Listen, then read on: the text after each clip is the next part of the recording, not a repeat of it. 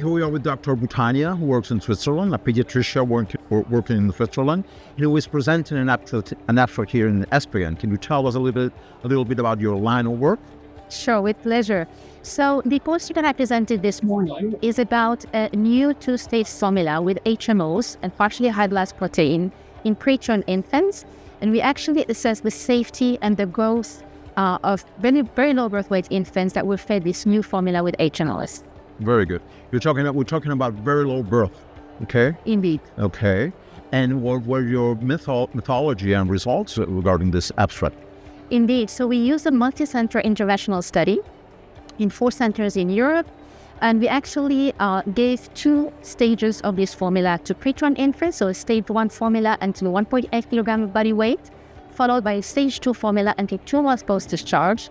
And we actually assessed multiple outcomes, so the growth, the GI tolerance, safety parameters, of course, but also some bone and protein markers and microbiota from enrollment until 2 months post-discharge. Yeah. And at the end, the results showed that?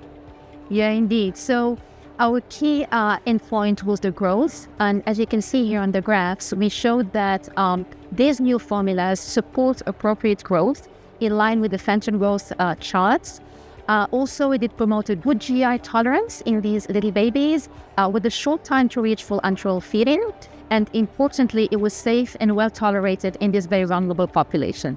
I think there's a constant need of this is research to sustain safety and to provide safety to the population that is consuming this formula, right? Indeed, I think in preterm infants, it is really important and critical to show safety and growth. And by the way, this formula, this study was actually important because for those preterm infants who cannot receive human milk being the gold standard in preterm nutrition, we can give them this formula can be suitable alternatives as this provides HMOs, which can provide unique benefits to this population.